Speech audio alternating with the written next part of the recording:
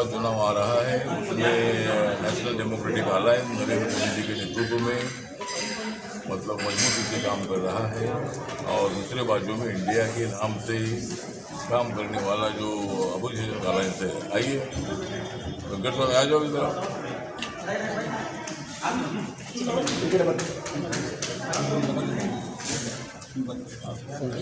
तो ये अलायंस तो है खाली मोदी जी को हराने के लिए सब एक साथ आए हैं। और मोदी जी को हराना है कोई बच्चों का खेल नहीं है। मोदी जी बहुत बड़े स्ट्रांग आदमी है, देश का विकास उनके नेतृत्व में हो रहा है। और सब लोग जानते हैं कि भाई मोदी जी को हराने के लिए ये सब लोग एक साथ आए हैं। इसीलिए मुझे लगता है कि 2024 में हम 400 से ज़्यादा 404 सीटें जीतेंगे, 400 से ज़्यादा सीटें जीतेंगे और नरेंद्र मोदी जी तीसरी बार देश के प्रधानमंत्री हो जाएंगे। और इसी तरह मतलब हमें पूरी सफलता मिलेगी। सर, महाराष्ट्र के राजकारण में अभी शिंदे गुट भी है, शिवसेना का गुट है, एनसीपी का भी गुट है। टिकट कैसे है, सीट कैसे बंटवारा हो गया आपका, एनडीए का, कैसे आपको कितना मिलने के चांसेस है? अभी हमारे पार्टी को 2 सीट मिलनी चाहिए, ऐसी हमारी मांग है। और पूरे देश भर में हमारी पार्टी को 8-9 सीटें मिलनी चाहिए, उसके लिए हमारी कोशिश चल रही है।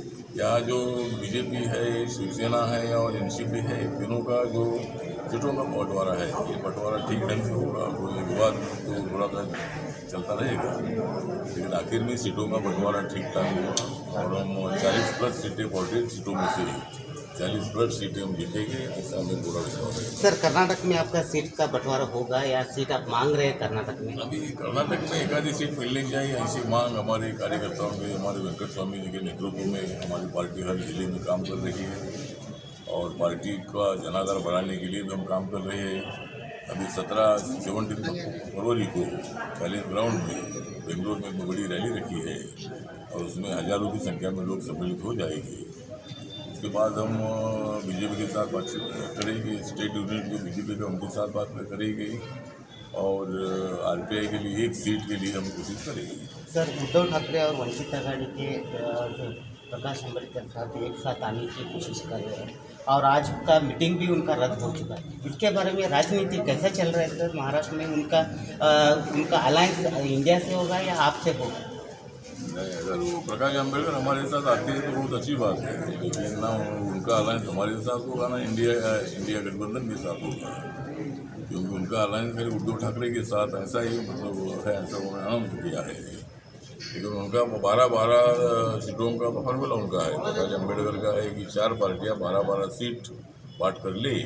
तो मेरा सुझाव ये है कि आप 12 सीट बांट कर लीजिए, फिर हम लोकसभा के चुनाव में तुम्हारे 12 बचा देंगे। इसलिए मतलब वो 12 सीट का उनका फॉर्मूला है। लेकिन उनका प्रकाश अम्बेडकर का इंडिया के साथ गठबंधन होगा नहीं। अगर होता है तो अच्छी बात है, हमारा मतलब हम उनका स्वागत करते हैं। सर, इसी साल महाराष्ट्र का भी विधानसभा का चुनाव होगा, क्या आंकलन लगा रहे हैं सर? ये इसका लोकसभा का चुनाव है, इसका फायदा महाराष्ट्र में मिलेगा? हाँ, तो महाराष्ट्र में मिलेगा। मतलब अभी तो महाराष्ट्र में अभी जो जिस तरह बीजेपी, शिवसेना और एनसीपी का मिलकर और महाराष्ट्र में 2 एमएलए हमारी पार्टी के भी है, तो दोनों मिलाकर कम से कम 208-10 से ज़्यादा एमएलए हमारे साथ अभी है। तो लोकसभा के साथ अक्टूबर में जब विधानसभा का चुनाव होगा तो महाराष्ट्र में हम 200+ सीटें जीतेंगे, ऐसा हमें पूरा विश्वास है। उसी तरह हम काम पे लगे। सर, मराठा आरक्षण के बारे में आप क्या बोलेंगे? मराठा समाज को आरक्षण मिलना चाहिए। मतलब यहाँ कर्नाटक में भी मतलब जब येडियुरप्पा जी थे उन्होंने मराठा समाज के लिए भी मतलब रिजर्वेशन लिया था। उसी तरह महाराष्ट्र में मतलब मराठा समाज को आरक्षण देना चाहिए। मतलब सरकार के लिए एक ओबीसी का आरक्षण को धक्का ना लगा, मराठा समाज को आरक्षण देना है। मैंने सुझाव रखा है कि तमिलनाडु में ओबीसी के लिए 50% आरक्षण है। उसमें 2 कैटेगरी है, 30% की 20% की है। मेरा सुझाव ये है कि अगर ओबीसी का आरक्षण को धक्का नहीं लगाना है तो मराठा समाज को अलग ओबीसी की कैटेगरी टिट करके उनको अगर अलग से 12-14% आरक्षण देते हैं तो फिर मराठा समाज का भी सेटिस्फैक्शन होगा और ओबीसी के आरक्षण को भी धक्का नहीं लगेगा। बारंबार महाराष्ट्र के सरकार बारंबार मराठा आरक्षण का वादे पे वादे कर रहे हैं, मोहलत पे मोहलत मांगते हैं। कैसा इसको महाराष्ट्र में कैसा न्याय मिलेगा? मैं तो मतलब ये इतना सिंपल विषय नहीं है। मतलब मराठा ओबीसी को भी धक्का नहीं लगाना है, और ओबीसी में डाल देंगे तो कोर्ट में उसको एक्सेप्ट नहीं करेगा। इसीलिए मतलब ओबीसी पर अन्याय नहीं होना चाहिए और मराठा समाज को भी आरक्षण मिलना चाहिए। उसके लिए महाराष्ट्र सरकार की कोशिश है और बहुत ही जल्द निर्णय हो जाएगा। Thank you sir.